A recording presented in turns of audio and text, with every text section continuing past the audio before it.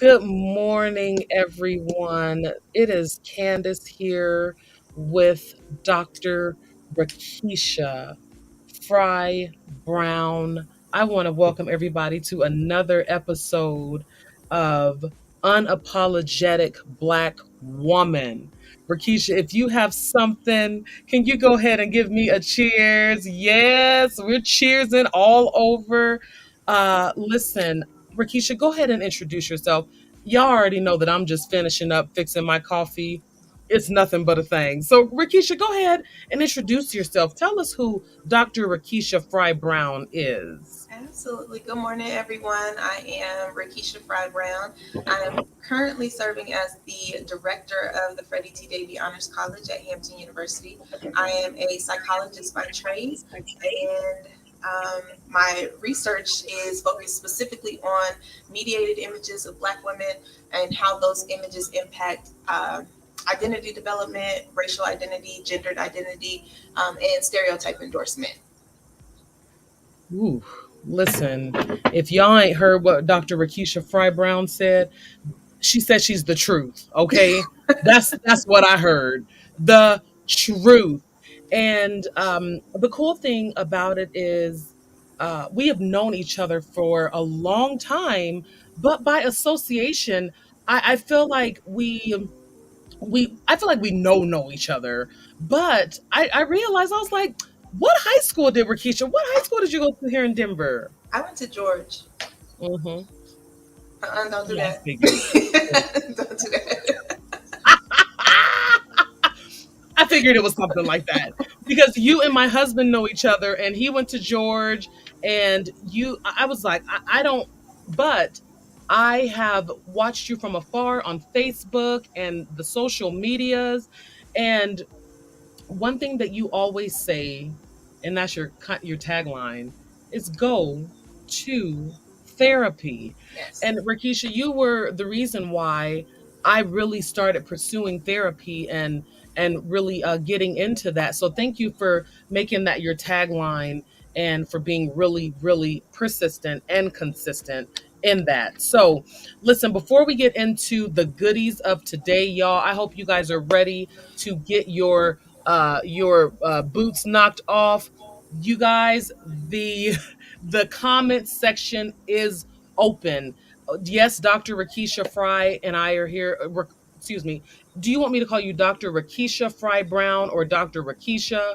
How You would you can, like it? Dr. Keisha is fine. Okay, perfect. Because I'm like, it's a mouthful, So child.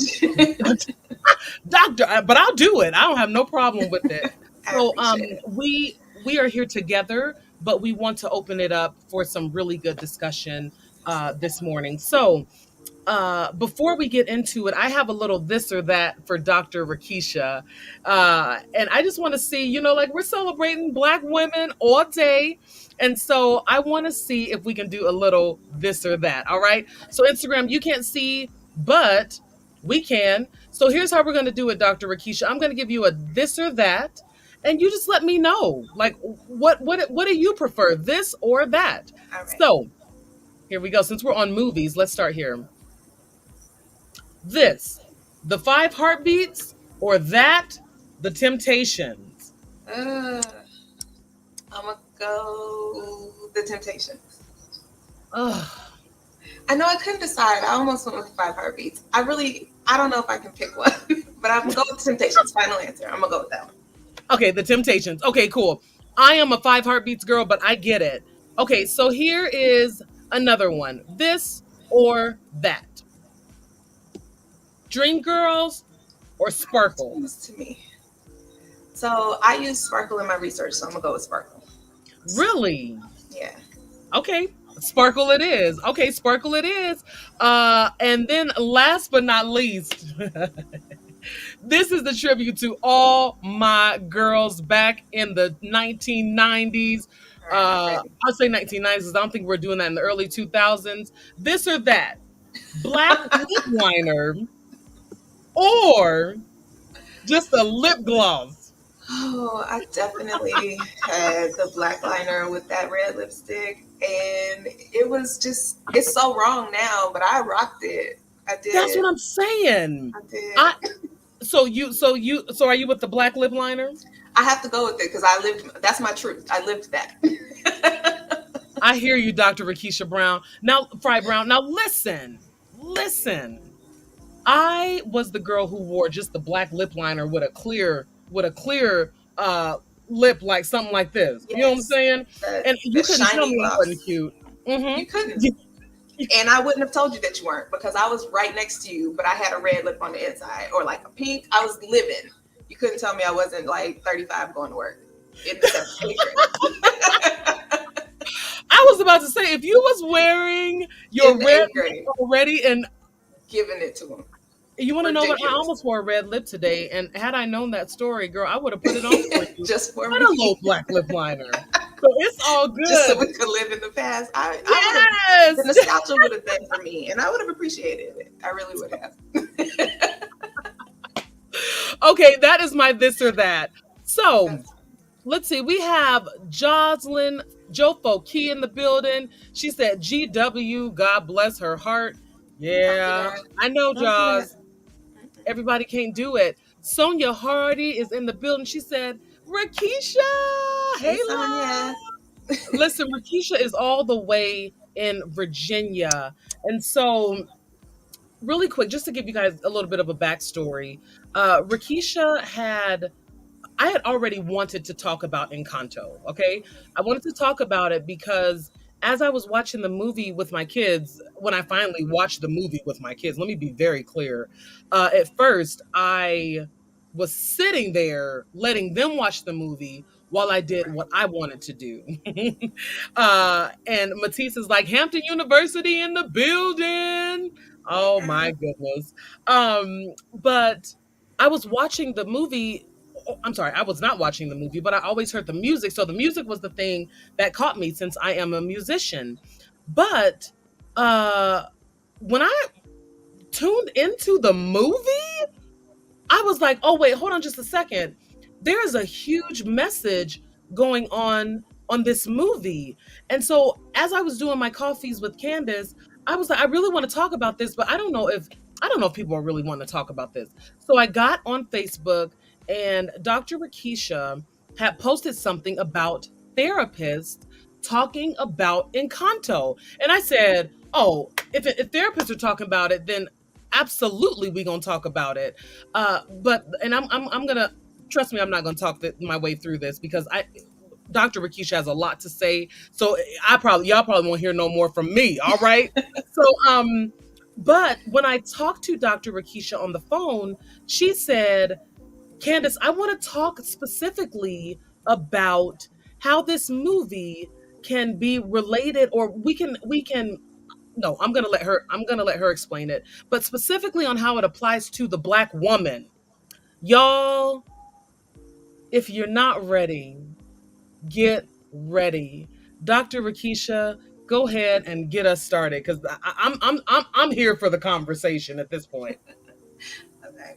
So I actually had seen something about the movie and kind of how it pertained to the familial aspects. I had seen a little, think piece on Facebook about it before I ever saw the movie. My son is older, so it wasn't like, "Mommy, let's watch this movie." So I had him sit down with me to watch the movie. He went to sleep. I kind of was, playing on my phone through the movie and hearing it in the background.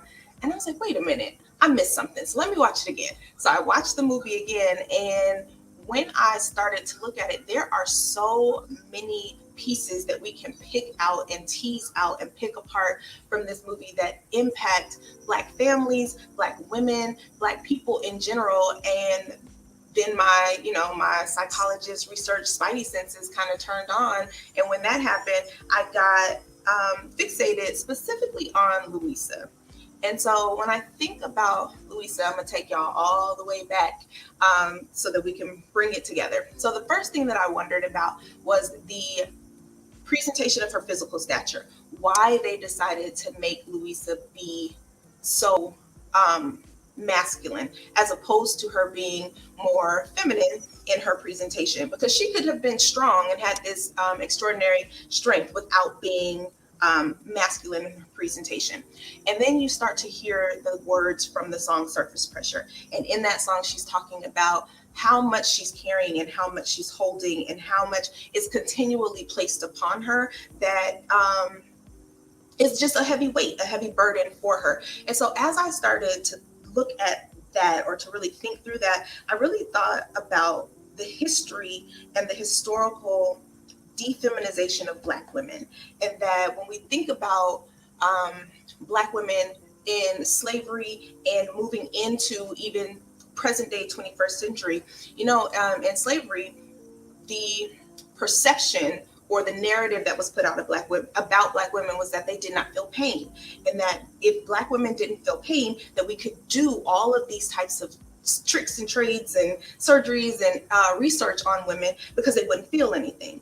And so when we start to think about the presentation that we put out, I fail to believe that if this movie had been about white characters, that her presentation would have been that way. I absolutely believe that they would have made her more feminine, and she likely would have had a different strength, right? As opposed to strength being her actual strength, her gift. But when I think about the visual, the imaging that we put out about brown and Black women, the imaging that's put out about this woman is that she is built unlike other women. And because she's built unlike other women, we can put on her things that we would not expect other women to be able to carry. And so we can think very literally about the physical bodies of Black women and how they are different from the physical bodies of other women, and the weights that we put on Black women in this society, in this community, and expect that Black women will carry with no repercussions, with no negative effects or no negative impacts. And so that was the first wave of thoughts that I had about the movie. And then as I continued to listen to this song, because it's about, you can hear it over and over again, kind of sing to it, I started to hear what is very much the mantra of Black women in this false ownership of the strong Black woman, right? Who am I if I can't handle the pain? Who am I if I falter? Who am I if I bend or if I break? And we have taken on and owned the fact that as a Black woman, the show of strength is carrying it all. Or as a Black woman, the show of strength is not letting people see that you have weaknesses in femininity, or that there are things that hurt you, and that if you can continue to place this facade and carry this facade with you throughout your life, that you are the successful Black woman. And yet what we also see in her is the sensitivity, even toward the end, where she acknowledges, but I cry sometimes. We all do. Yeah. We all do. And unfortunately, we as Black women have been told by society that our feelings, our hurts, our pains, our tears don't matter. What matters is what we do and what we carry and how we carry it. And so we've decided that we should carry it and do these things and try and make it look good, instead of acknowledging that we are not okay. Most of us are not okay. And that the carrying is what is making us not be okay. It is hard to continue every single day to act like everything's okay when it's not. And so part of the mantra for me in this go to therapy thing is that so many of us are carrying weights that are not ours to carry. They are weights that have been placed on us, that have been given to us, that we picked up along the way, that have attached themselves to other weights that we have. And we don't even realize until we look around and see, like, this ain't even my stuff. Like, I don't even know when I picked up all of this stuff. But here I am, my knees hurt, my back hurts, my shoulders are hurting, my arms are sore, and I am carrying this through my life just because that's what I think that I'm supposed to do. And I am saying that in 2022, Black women have to give themselves permission to not. It is not your responsibility to carry everything that everybody else doesn't want to carry. And I'm not just talking to you, I'm talking to myself too, because I do it as well. Yes. I love to get something done. I love it. And people rely Yes. on me to get things done because I love to get it done, and they know I will. But I have to also give myself permission to not. That at some point we have to start looking at ourselves, feeding ourselves, loving ourselves, being for ourselves, so that we can be better as we move forward. We have to do it. We have to stop. So I'm gonna stop there. Dr. Rikesha Fry-Brown, you not you not gonna do this to me today, okay? But you can, okay? Because the thing that I'm thinking about with Louisa is she there was resentment there. Um there was let's see, resentment. She was maybe feeling, not maybe, you know she was feeling this way because in the song Pressure, right? In the song Pressure, um she was able to escape to another reality, right? Yep, She was able absolutely. to use her imagination, which is my favorite word. I love imagination because it gets you in a place where it's not your current reality, it's not your current circumstance, but you're able to go there to be somebody that you can't be in the present, in your real life. And in Absolutely. her present reality, she couldn't be soft. She couldn't be feminine. She couldn't dance like that. She couldn't move like that Hmm. because everybody had her under the umbrella of, no, you're strong. You can do this and go get that piano. And I just think about me as a Black woman, as a wife and a mother, that a lot of the times, because we don't necessarily speak up on it the way that we should, Yeah, we get resentful and bitter yeah, and mad, and then we turn into like a monster, um because we're just unable to vocalize what's going on with us. Can you speak a little bit to us about that? absolutely. So one of the things that we see with Louisa is that people at some point, and I can imagine that this happened over time. She came of age, as the movie says, and then she got this gift, right? And as people began to realize how beneficial her gift was to them, because we never see necessarily that she used her gift for herself. But as people began to realize how beneficial her gift was to them, they stopped asking her for things and started telling her what they needed. So you see, as she's going through the movie, that they're just kind of barking orders to her. And in a way, it's presented as a question, but you know it's not a question, Mm-hmm. right? Like, can you reroute the river?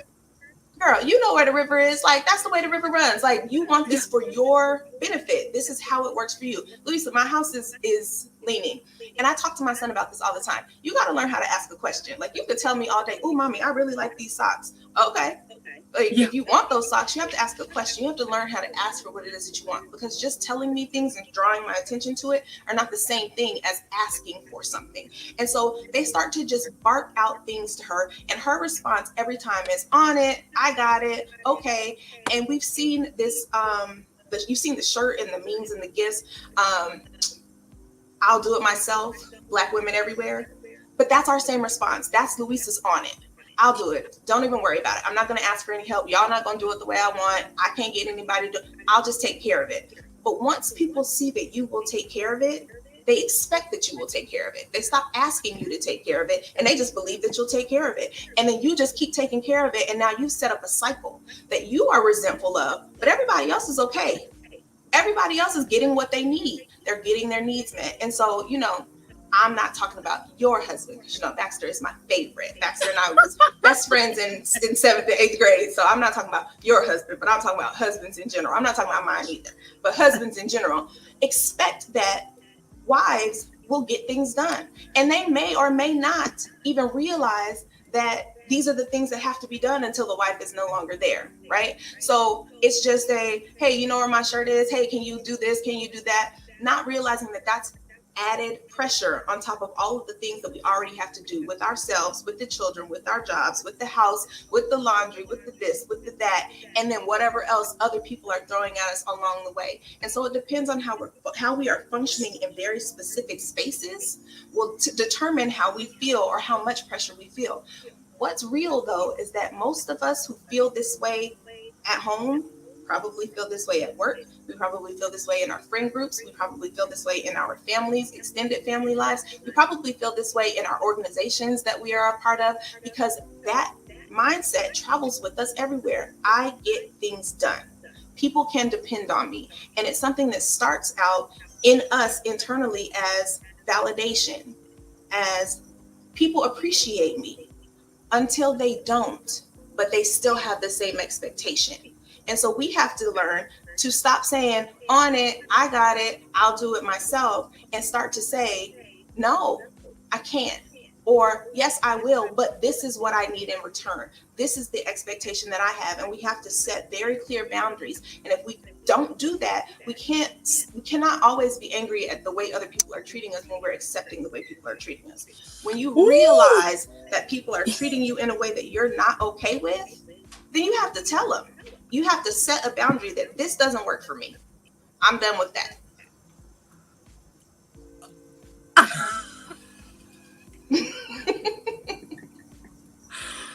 Too overflowing, Dr. Rikesha.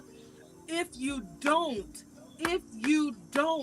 say nothing, if you don't say nothing, then this type of stuff is going to keep on happening. Yep. I, why do you think? Why, y'all? I'm not gonna cry on this live today. I'm not gonna cry on this live today. But if I do, whatever. By all Okay. means. So why do you think? Why do you think we are afraid? Not afraid, not even afraid. I won't even say afraid because I don't think that we're afraid. But why do you think we're not speaking up for ourselves the way that we need to? What is that? I think that there's probably some fear in there, but I think that more importantly, or not even importantly, I think more than fear, it's the fact that we don't even know or believe that we have that as an option. That what we have been taught and is ingrained in us and what we've seen in our mothers and our mothers' mothers and their mothers before is that you just do. And so the aspect or the audacity to take a stand and say no is almost foreign to us in some ways. That it doesn't seem like a possibility for me to even make that choice for myself because this is my plot. And until you give yourself permission to take that power and say, I am going to choose this for myself, knowing that there will be repercussions. But for my own safety, my own sanity, my own health, I am going to decide that this is where I stop and that that is my choice. And I can do that. And everybody won't like it, and that's okay. But we also like to be liked. We like to be liked. We want to be loved. We want to feel accomplished and validated. And that is a threat to that. Because if my relationship with you is based very much on what I do, if I stop doing those things, I might lose that relationship. And if that relationship is more important to me than myself, whether I know it or not, whether that's a conscious importance or a subconscious importance, if that connection with that group, that person, that thing, that relationship is more important than my own physical safety, my own sanity, then I will continue to give out of something that I know don't really possess to hold on to it. I hope. Okay, let me read some comments. Okay, uh, Kiana said we've never seen anyone do that before. Absolutely. Uh, um, I'm just gonna. I'm not gonna read names, but someone said I feel like we were taught. We weren't taught boundaries. Preach a full sentence, two letters, one period. No. Absolutely. And let's see. Um, Niaya, not Naya, Naya. Naya Mhm. said, yes, the hardest thing about setting boundaries is sticking to them, and that's a must. Absolutely. I, Dr. Rikesha, I struggled with setting boundaries for myself. I put a struggled on there because I started really taking myself into consideration. When you said we want to be liked, you're absolutely right. I am a people pleaser. I want people to like me. I want people to not only like me, but I want them to really, really like me until I didn't anymore. until I was like, you want to know what? There's no way that I'm working this hard on this relationship and it's not reciprocal. Absolutely. You've got me jacked up. So now I'm working hard, and I'm putting myself out there, and I'm getting mad because nobody's meeting me halfway. And it was not just one relationship, it was several relationships. Mm-hmm. And I had to say, Candace, who is the common denominator? Who is who is accepting this type of treatment? Oh, you are. So Mm-hmm. if you're the one who's accepting this treatment, how is the next person in your life gonna know how to treat you any different Yep. if you are just taking on all the things? And I want to Everywhere. know if there was when was a really significant time in your life where you had to say, enough, I'm not doing it no more. So I want to talk about boundaries for just a Mhm. second, and then I will get to that question. Because when You we got talk it. about boundaries, one of the comments was that we weren't taught seeing boundaries, or we didn't grow up seeing boundaries.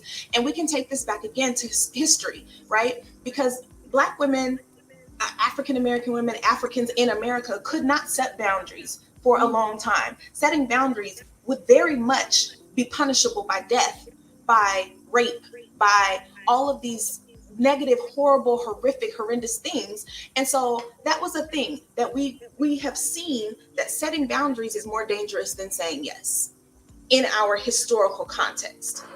The problem is that we took that from work and life outside of the home, because this was a thing on the slave plantations. This was a thing when we were domestic servants in Jim Crow, where I had to say yes when I was at work, but when I went home, I demanded the respect. But we took that mindset of, I cannot say no, I cannot assert myself, and we carried it into every aspect of our life. And unfortunately, the one place where it seems to be most beholden is in our relationships with each other. And so when say that we didn't grow up seeing boundaries, we probably didn't. Or if we did, we didn't grow up seeing effective boundaries. As Naya said, the hardest thing to do is to maintain a boundary, to remember that you have set a boundary and not let someone cross it. Because people will respect your boundary on the day that you're pissed off. But you're not going to be mad tomorrow and they're going to cross that boundary again. And it's up to you to decide if you're going to allow them to cross that boundary tomorrow when you're not pissed off, or if you're going to hold the boundary firm when you're mad and when you're not. If you don't do it, people will walk all over your boundaries. And that's difficult to do, because I can remember that I'm pissed off at you when I remember. Our kids do it to us all the time. I will tell my son he can't have cookies because he did something and I'm upset about these cookies. But in 30 minutes, 2 hours, if he has a cookie and I forgot that he was mad, I don't even remember that he wasn't supposed to have cookies. So we talk about we give them an inch and they take a yard. Kids do it, but people do it all the time. He knows I'm gonna forget. He knows I'm gonna forget about the cookies. He can ask me tomorrow if he can have a cookie, and I'm gonna say yes because I forgot that he wasn't supposed to have cookies. But our friends, our relationships, our partners, our business associates, they also know that we're going to forget. And if we don't hold on to those boundaries, it's just a matter of time before they can cross that line again. And then you'll be mad all over again, but they got what they wanted again. And it's reinforcing that negative behavior.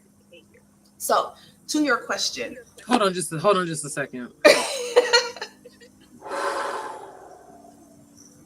All right. You ready? I don't know if anybody else needed that breath.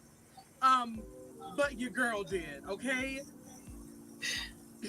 I've taken my breath and I'm ready to move forward now. um, where have I seen this in my life?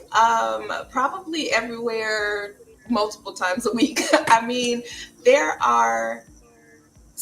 So I will answer it backwards. When I came into the academy as a professor, I was 34, maybe, and the students thought that I was their friend. And I set a very hard boundary that I wasn't. And that took me from being their friend to being another word that starts with the B, right? Mm-hmm. And they couldn't stand me. And Yeah. they had all kinds of things and complaints and all kind of stuff. But as I have traveled through my career, that continues to be a challenge. That they first see me as a friend, and when I establish the fact that we are not peers, we are not friends, then it becomes a contentious relationship, right? Mm. But I have been able to hold that boundary firm because I expected it when I was coming in. The problem is that even with all of my knowledge, with all of the books that I've read and articles that I've written and experiences that I've had, is when I don't expect it and it shows up, then I have the same hurt, I have the same surprise, I have the same shock and awe that everybody else goes through. And so I've seen this in my parenting.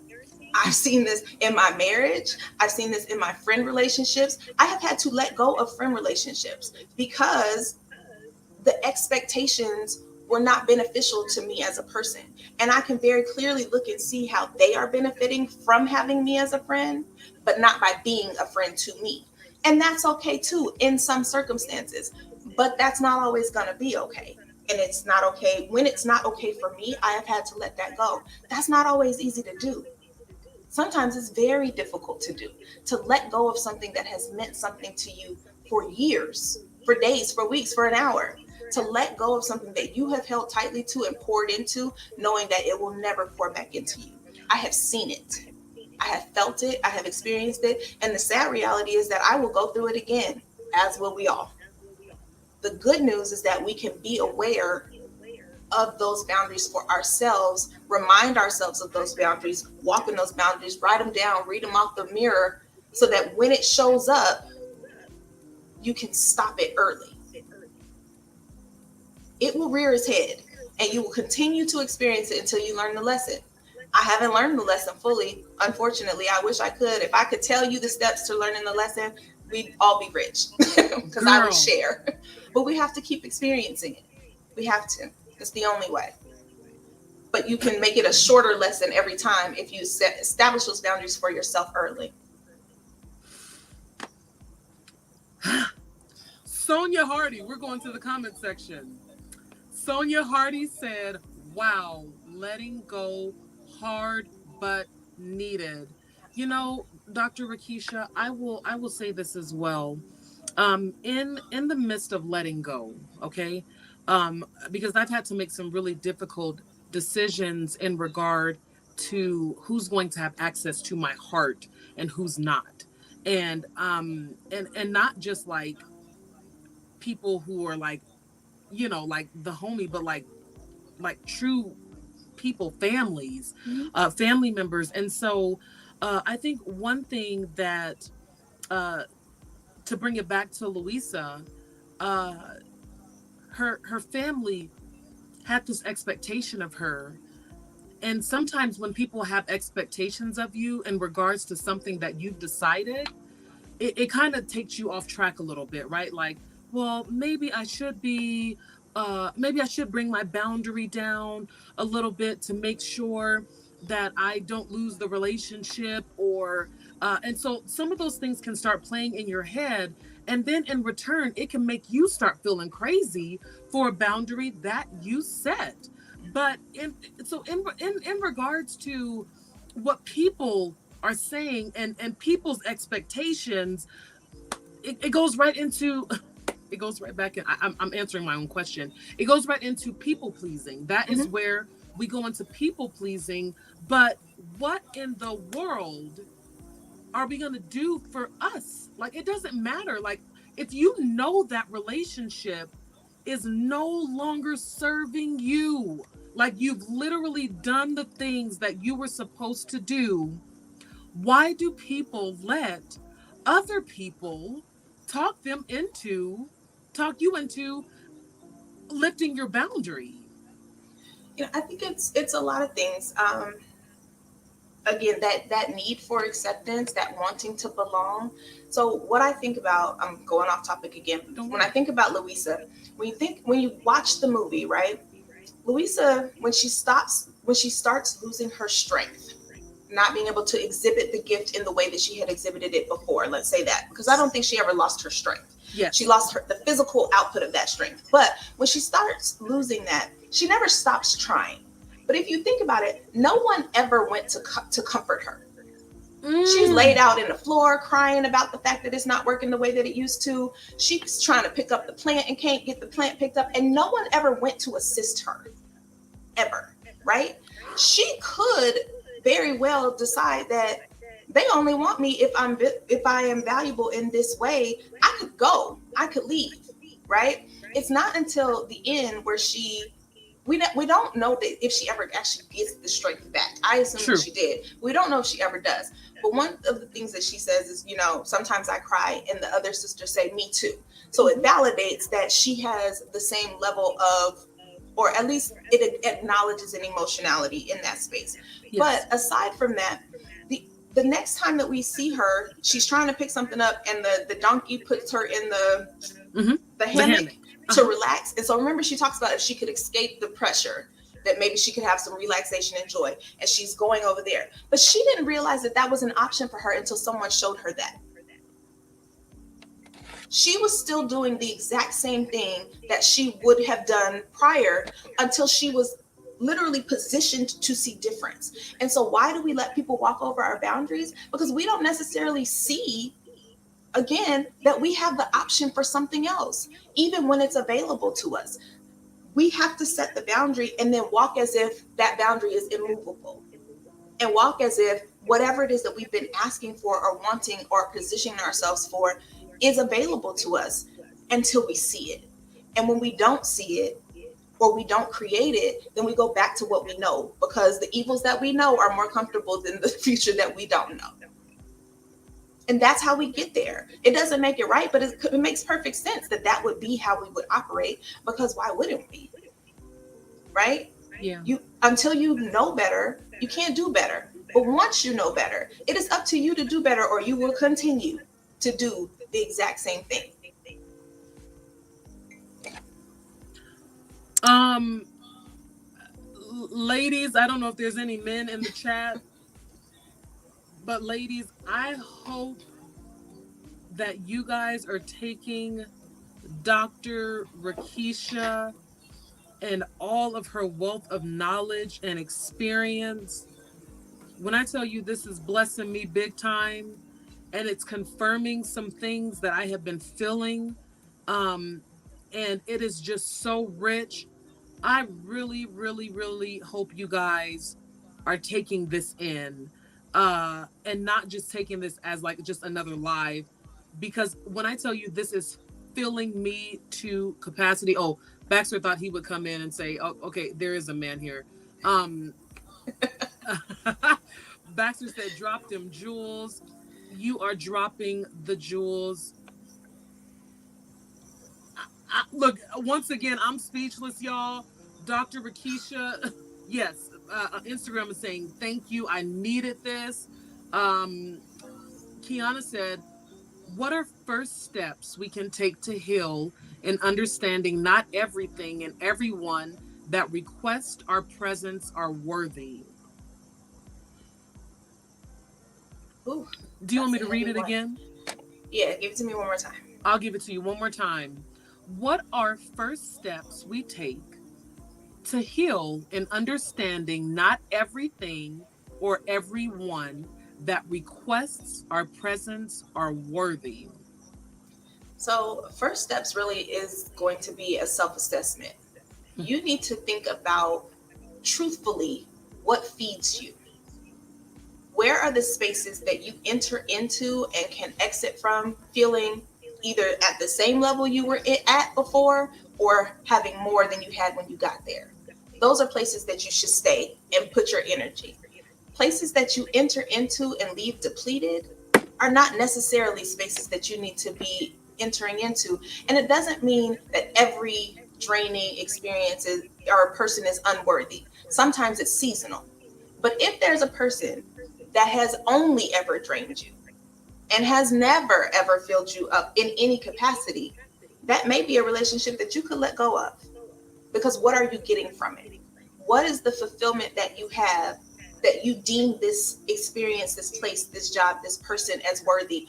What do you get from it that makes it worthy for you? And so the self assessment is, where do I get my joy from? What do I get from being in these spaces? And if it's nothing, then you can start to decide that these are spaces that I can start letting go of. Even if it's something small, if you can identify something, and then you can determine if it's worth it or not.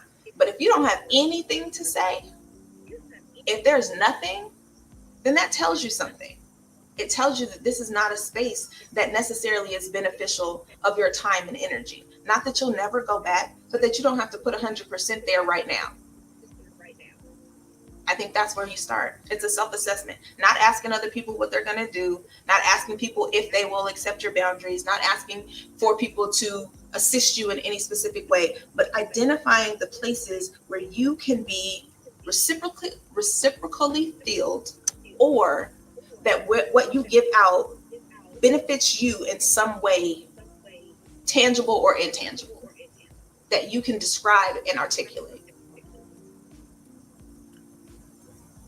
Reciprocally filled. Did you say that? I did. I did. We have to be We are intentional so about. Go ahead. I'm sorry.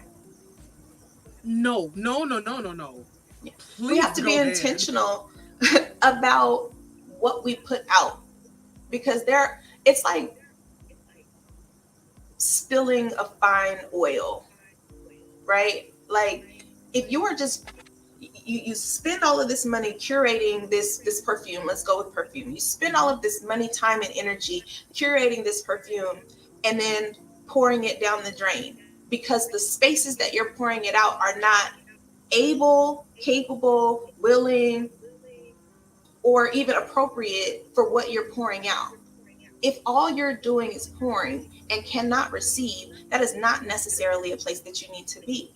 Now, there will be times in your life, and God knows I know, where you will have to be in a space for a season that does not fill you back up, and you have to pour out for God. And I completely understand that.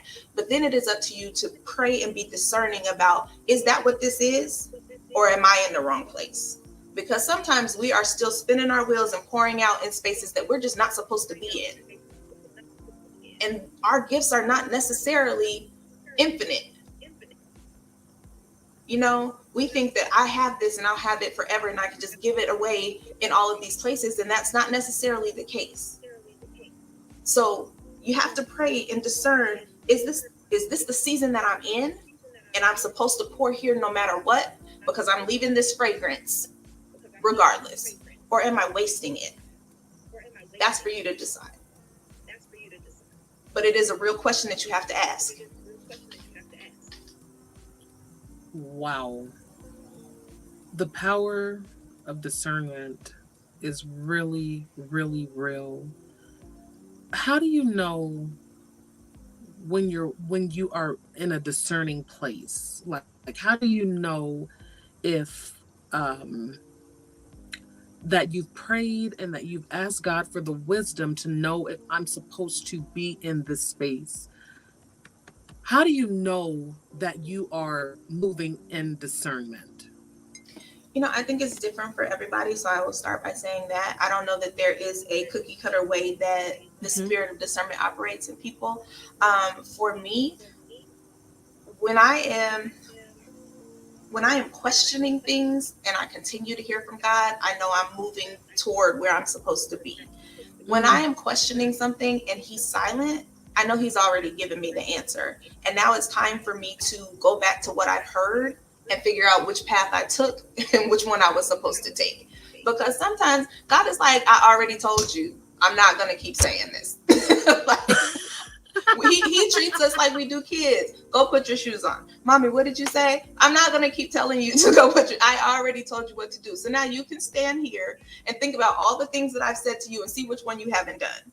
And I think that God does us the same way. Like, I already gave you, I told you what you were supposed to do. So I'm not going to say anything else. I'm just going to sit here until you get your life together and go do what it is that I told you to do. And I think that's how discernment works for me. When I am questioning and I'm trying to figure something out, I know that He's answering, He's giving me paths, He's giving me the direction. When He's quiet, I have to go and reflect on what it is that I already have heard, what I already know, because He's already told me. He doesn't just sit silently for the sake of being silent to watch us flounder. He gives us everything that we need, and it's up to us to take the pieces of what He's given us and then figure out the path that we're going to walk. And we're not always going to get it right, and He knows that.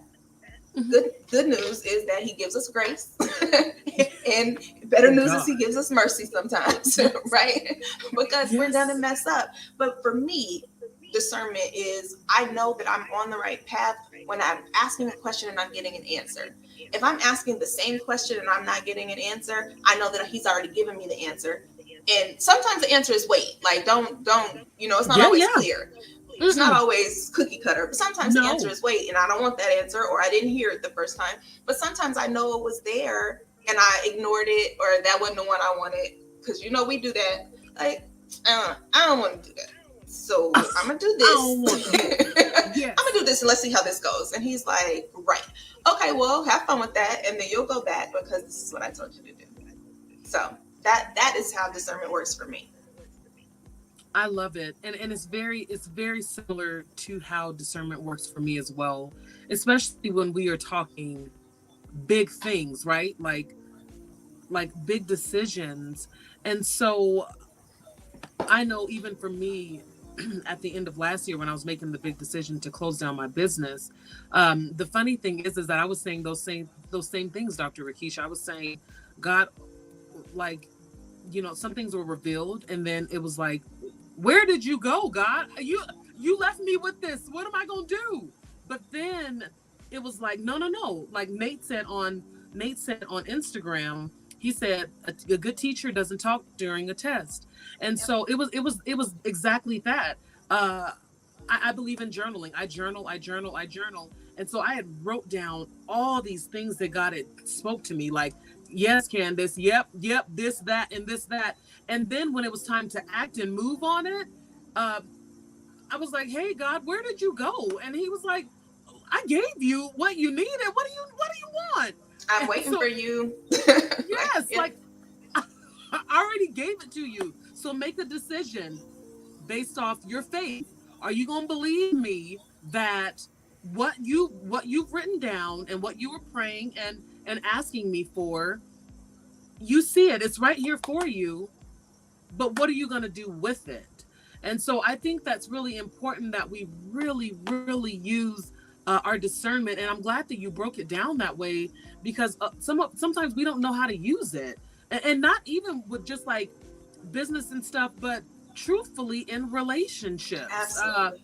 You can get all the red flags, every Every single one red of them. flag that there is. Hello. And put it in your pocket and act like you Yeah, never saw it. exactly. Like you put it in your pocket and you're like, oh, I didn't see. When did you do that? I didn't see that.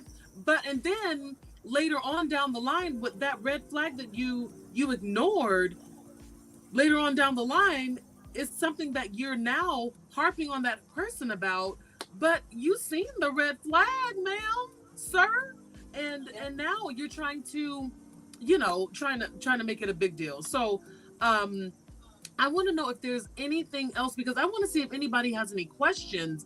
Is there anything else you wanted to talk to in specific about Louisa? And yeah. No, I think I got you from the beginning to the end on Louisa. Every time I see the movie, I get something else about her. Yeah. It really is just a dynamic movie. I mean, I could have a conversation like this about pretty much everybody in the We movie, can. um, Yes. because I think it's just so dynamic in the way that it presents family, and I appreciate that it presents family in a way that is not Disney fairy princess, Yes. right? Like in Disney fairy princess, you always have that one evil step family unit, Yeah. and then everybody else is beautiful. And in Right. this family, you see that there are multiple interworkings of difference in personality and how we scapegoat and blame people in our family, because we all have a black sheep and some of us are the Yes. black sheep, right? And we have, I mean, there's just, I appreciate that this movie is laid out the way that it is. And I know that this is not a black family, but it very well could be. They, instead of the Madrigals, they could be the Jenkins or the Johnsons, or you know what I'm saying? The Like Martins. they could very well be. And but I do appreciate that it is a real life depiction. That people have a lot to say about the grandmother, and she's the worst Disney grandmother. Like that grandmother doesn't represent so many of our grandmothers. We live with this woman, and it's not to say that she does not love us. It's to say that the way that she loved was in a manner to protect, not to necessarily nurture. And that's still a love. And we have to give credit to the fact that that is still something that we might need and not dismiss it because it wasn't what we wanted, even if it wasn't what we needed at that moment. I also have feelings about Peppa because she did not control her emotions. And the fact that her emotions controlled the weather, but she did not have control of her emotions, I feel like it's problematic, but we kept blaming Bruno for stuff. But that's a whole other story. So, I mean, I'm telling you, I have feelings about this movie. Let me tell you something. But I'd love to answer a question. We need to. Can we have an Encanto series, please? Listen, I'm here for it. I want an Encanto series. Joe Fokim said, I really got to watch this movie. Yes. Listen, if you are a grown folk and you don't have kids in your house, watch don't it anyway. worry about that. It doesn't even matter, because the thing about this movie is that it's so beautifully done. Like, it's beautiful. The storyline is popping. The music is banging. Like I said, that's the first thing that drew me to this was the music. The music was like, oh, da da da da da da da da, and I was in there moving my, but it wasn't the first part of the movie that. You guys, if you have any questions, please put them in the comments right now while I'm running my mouth about this part. But the part that the part that got my attention was when the grandmother was talking about her past, and when they had to be exiled out of their country. And so that part caught my attention. But the part that caught my attention also, because it was personal to me, is when the granddaughter said, Mirabel said to Abuela, I'm never going to be good enough. Like, and when she said that, I told my girls, I said, oh, this movie's going to trigger me. And so, yes, Sonia, like, Sonia's like, are we gonna talk about Mirabel? Mirabel. Absolutely. Yes, and that's just what she said. I'm telling you, I could do it. Yeah, I'm telling you, we can talk about Mirabel, how she felt she wasn't good enough just because she didn't have certain gifts as others. That got me to the core. Basically, comparing yourself. That's exactly what it is. Dr. Rikesha Fry-Brown, I want you to come back, and I want to talk about. We can talk about this. Like, we can do it. I'm here for it. The way that you think about this, like, because it brings so much clarity. Like, there's things about you even open my eyes about Louisa. When I was like, she is moving like a female, but when it came to her family, it was like, nope, she had to be this. So let's see. Everybody's like, part 2, please. Anything else? Ebony said, I agree, Sonia. I love how she believed in herself and encouraged Antonio. And the one thing that I said on my live when we talked about this is that the reason why Mirabel, her gift didn't work the way that it needed to is because her gift was simply love, I believe. And I believe that her love was so strong that it was being overshadowed by all of the stuff of the family, and it couldn't exist in that environment. So that's why it didn't. Her love didn't open her door because of what the foundation was until they had to uh, build a new foundation, and then her love was enough to not only light up a door, but the whole house and the whole neighborhood and the surroundings thereof. And so I would love to get more into this. Like, I know I would. People are saying it too. So you let me look at Real Talk. Bring Dr. Look at. I love how people are abbreviating you. It's really funny to me. Bring Dr. RFB back. Is there any last thoughts that you want to say before we get ready No, just one last thing. I know Jocelyn said she hadn't seen the movie. When I saw the movie the first time, I was talking to my husband the next day, and I said, "This is not a children's movie. It It's is not. a cartoon.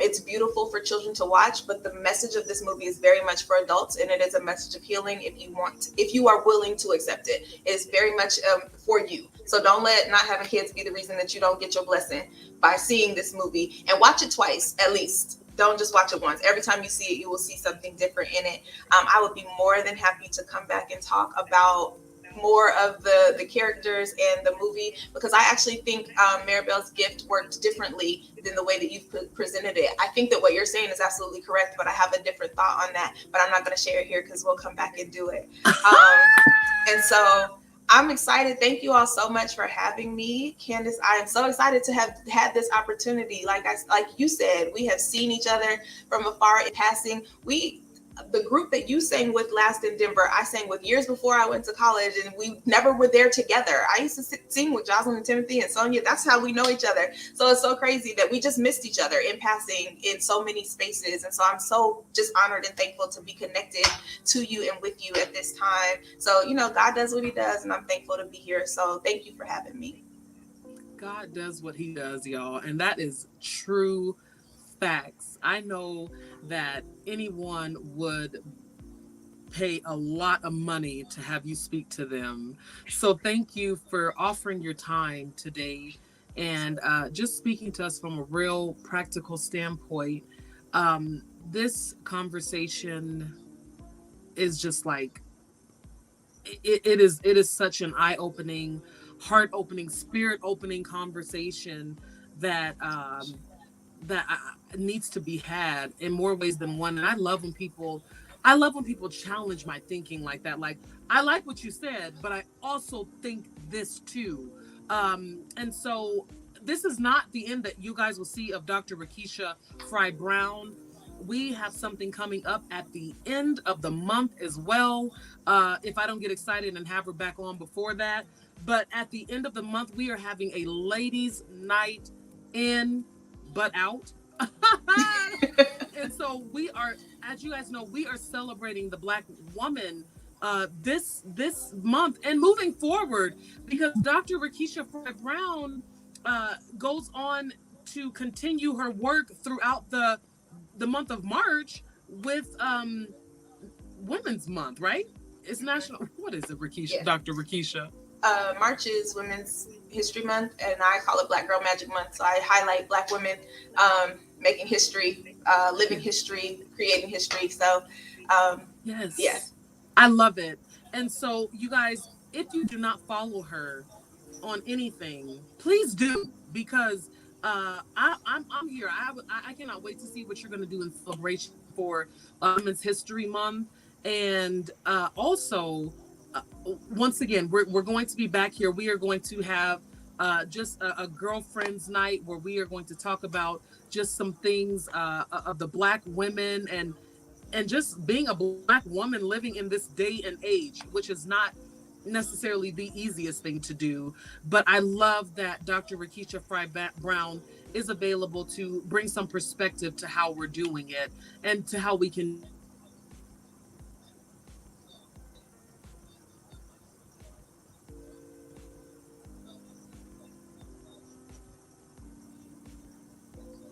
Yeah, just joining us. Oh, it clicked back on. What do you know? God, that's all right. So, if nothing else, I've said what I wanted to say for right Thank now. you. And Dr. Rikesha Fry-Brown, thank you so much for being here at this time. You guys, we'll see y'all around. Bye bye.